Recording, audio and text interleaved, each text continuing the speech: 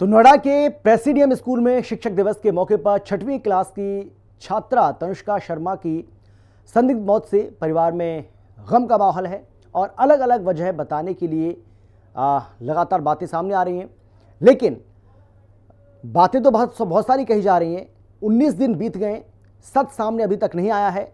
अब मां ने सोशल मीडिया पर भावुक अपील की है कि बेटी तो लौट नहीं सकती, पर आखिरी पल का सच जानना ज़रूरी है और वो सच जानने का अधिकार हमें है। सच हमें बताया जाए।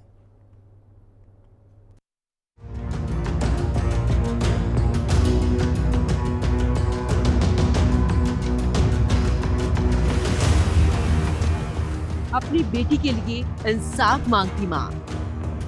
सिसकती मां की आंखों से नहीं रुक रहे आंसू। आखिर ऐसा क्या हुआ? स्कूल में हुई बेटी की मौत। 19 दिन बीते, नहीं सुलझी मौत की गुत्थी।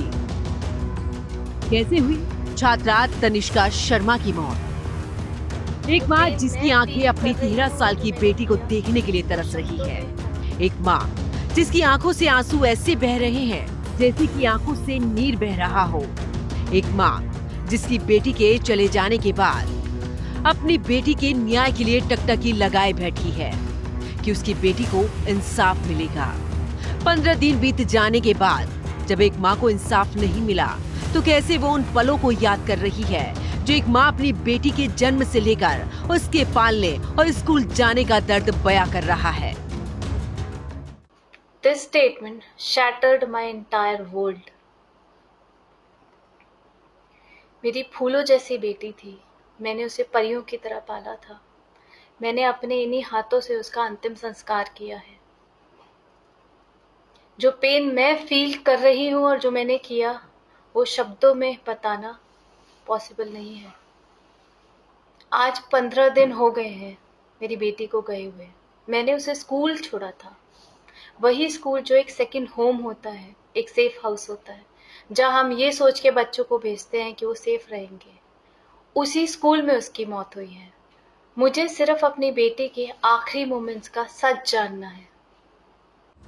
तो सुना आपने किस तरह से एक माँ अपनी बेटी को याद करते हुए बीते पल और उसके लिए इंसाफ मांग रही है कि जिस बेटी को लेकर उसने सपने सजाए, एक अच्छे स्कूल में एडमिशन कराया और उसके उज्जवल भविष्य के लिए प्रार्थना करती रही।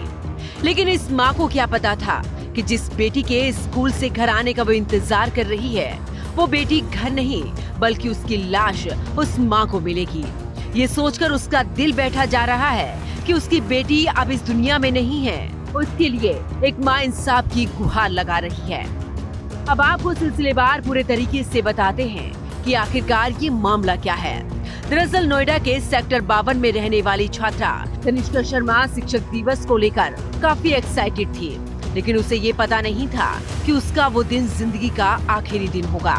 अपने शिक्षकों के लिए घर से तोहफे लेकर आई, सब कुछ सही था, मगर स्कूल से 11:30 पर फोन आया कि बच्ची बेहोश हो गई है। उसे कैलाश हॉस्पिटल लेकर गए हैं। आनन फानन में परिवार वाले भी पहुँचे। वहाँ डॉक्टर ने बताया कि जब छात्रा को स्कूल से लाए थे तब उसकी पल्स रुकी हुई थी।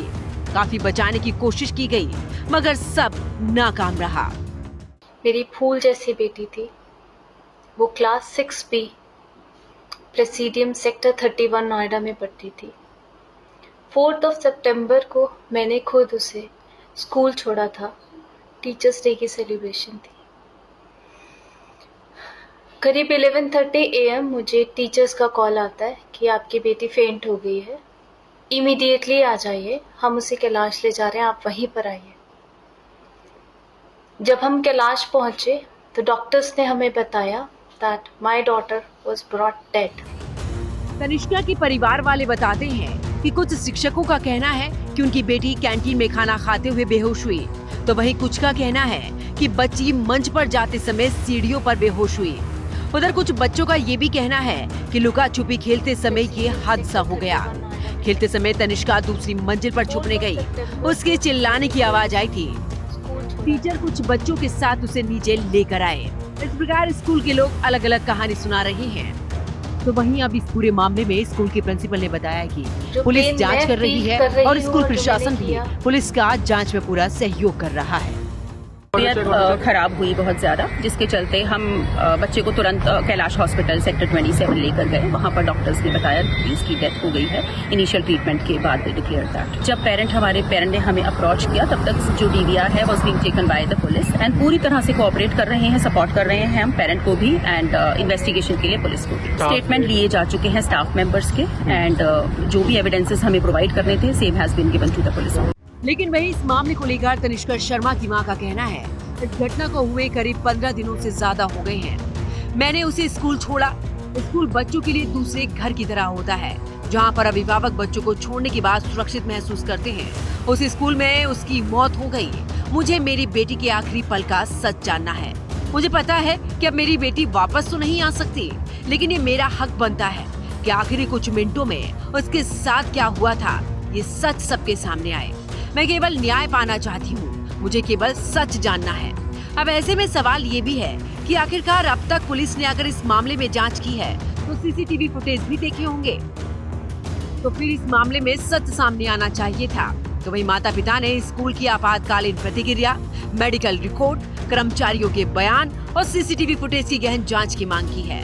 ऐसे में पुलिस प्रशासन हो या फिर स्कूल प्रशासन, दोनों पर ही सवाल खड़े हो रहे हैं कि आखिर क्यों इस मामले में परिवार की गुहार लगाने के बाद भी इंसाफ नहीं मिल पा रहा है। नोएडा के हाई प्रोफाइल स्कूलों में इस तरीके के मामले लगातार सामने आते हैं। इससे पहले भी DPS का एक मामला सामने आया था, जहां पर एक मासूम बच्ची के साथ डिजिटल रेप हुआ और उसके बाद जो है स्कूल प्रशासन उस बात को छुपाता हुआ नजर आया था। अब हमें देखना होगा कि उसकी मां ने सोशल मीडिया के माध्यम से जो आवाज उठाई है। हालांकि पुलिस प्रशासन का कहना है कि कोई भी लिखित में शिकायत नहीं दी गई। अगर शिकायत दी जाएगी तो उसके खिलाफ आगे जो कड़ा एक्शन है या जो जांच है निष्पक्ष रूप से आगे बढ़ाई जाएगी। लेकिन उस मां का दर्द और पीड़ा, आंखों में वो आंसू जिसने अपनी बच्ची को खो दिया, क्योंकि अगर हम बात करें उस बच्ची का जो है पोस्टमार्टम भी कराया गया, विसरा रिपोर्ट आने की अभी इंतजार है, उसके बाद स्थिति स्पष्ट होगी। लेकिन पोस्टमार्टम रिपोर्ट की बात करें तो उसमें ब्रेन हेमरेज होना अभी बताया जा रहा है। स्कूल के प्रिंसिपल का कहना है कि हम पूरा सहयोग कर रहे हैं, लेकिन जो मां है, क्योंकि अगर हम बात करें एक मासूम बच्ची थी, उसकी हस्बैंड उस मां के नहीं है, तो कहीं ना कहीं वो दिक्कतों का सामना कर रही है, उस पीड़ा को झेल रही है। अब देखना होगा कि उस मां को कैसे न्याय मिलता हुआ नजर आएगा। कैमरामैन तिलक के साथ मैं प्रिया राणा, नोएडा।